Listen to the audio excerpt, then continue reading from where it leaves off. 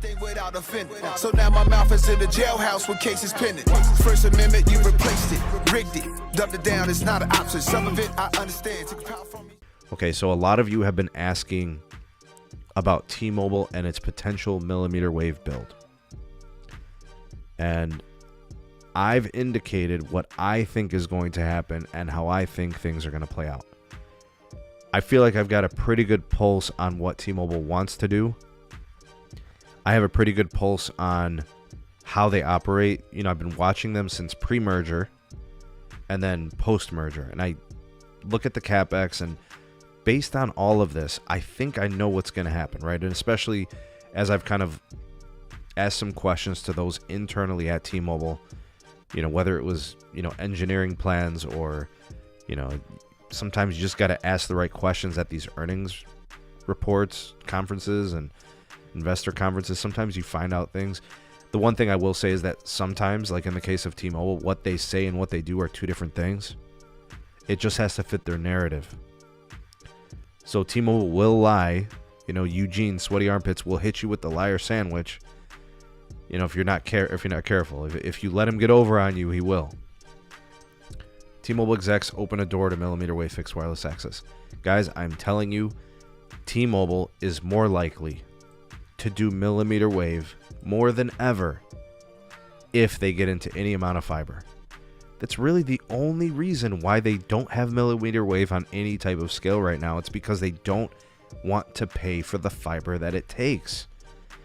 A fiber circuit for a millimeter wave connection must be no less than 10 gig circuit fiber. Doing anything less makes no sense. That high capacity fiber, A, is expensive, B, is not available everywhere. Right? And where it is available, it's going to cost them a lot of money. The rate for that 10 gig fiber is very costly. Much higher than, say, for example, a 1 gig circuit.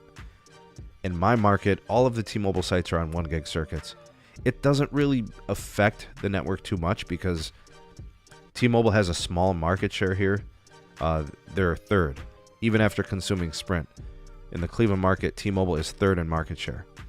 And that's with a combined T-Mobile and Sprint. AT&T is a little bit higher, and then Verizon's is much higher. So if their market share called for it, if they had more users, if the T-Mobile home internet took off more, then yeah, they can always scale up the backhaul. But you really want to own it. So that's where I'm at with this. I think T-Mobile explores millimeter wave on that type of a needed basis, where their market share is high, where the home internet usage is high, where the mobile usage continues to grow. Which, let's not kid ourselves.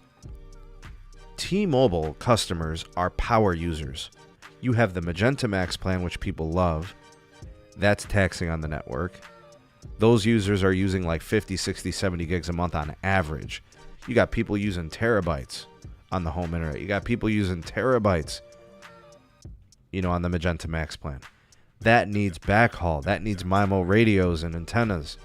You know, like this is real stuff. Like their network, sector to sector, has a lot of variability, and it's going to need upgrading. Backhaul, radios, antennas, the whole shebang. Densification, small cells, millimeter wave. And, you know, they really are growing in fixed wireless, guys. So the carrier is looking into using its millimeter wave holdings. Guys, they own a lot of millimeter wave spectrum. They've got N260. They've got N261. They've got N253, I think, or some. I don't know. They got all types of stuff. They have tons of millimeter wave. And taking those frequencies and putting them to use in high demand areas makes a lot of sense. T-Mobile probably wants to see a couple of things happen, though. Number one, they're going to want to see better customer premise equipment, right? Number two, they're going to need 3GPP standards-based equipment, right? Because they want it to be effective and they want it to be useful. They want it to have better, you know, the best range, the best reach. You know, it says here, finding a role for millimeter wave and fixed wireless. We've gotten to the point where we've got wait lists for our services in a lot of areas. In a few areas, we may find that we need to augment it, and millimeter wave could be part of that. They're going to have to. Home internet users are using more data, and we're getting more users. Mobile users are using more data, and they're growing. T-Mobile adds customers every quarter. They grow. There's increased usage on all those fronts. So here is Grant Castle, the Vice President for Device Engineering, telling you we're going to be looking into fixed wireless with a millimeter wave supplement. You know, the nice thing about millimeter wave that they're not mentioning here is you get the best latencies at a millimeter wave frequencies. So if you're sick and tired of your T-Mobile home internet ping being high, millimeter wave could help with some of that. And of course, like with new modems, now we're seeing standalone networking compatibility, on millimeter wave. T-Mobile Senior Vice President Kari Kupamaki, all right, says there are hints about the carrier's potential fixed wireless access applications using millimeter wave, suggesting they may bring new spectrum assets like millimeter wave to play in this environment. Yeah, you better. You better take millimeter wave to fixed wireless.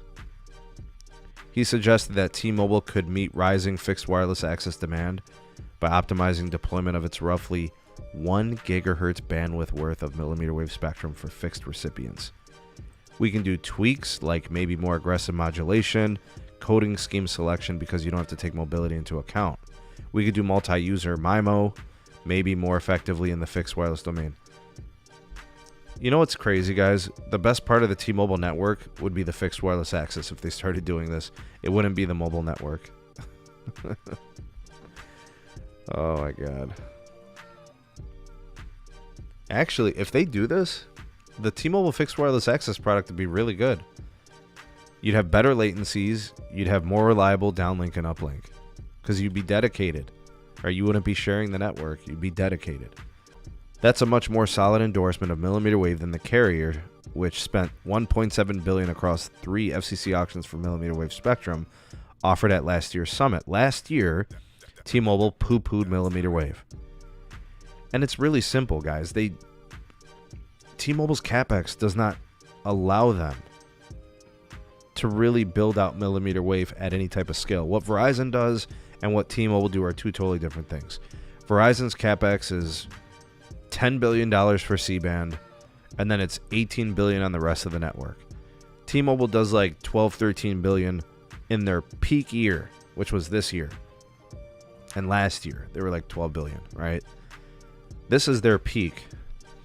AT&T spends double, right? Verizon spends basically double with the C-band build considered. That's what it boils down to. It's the spending.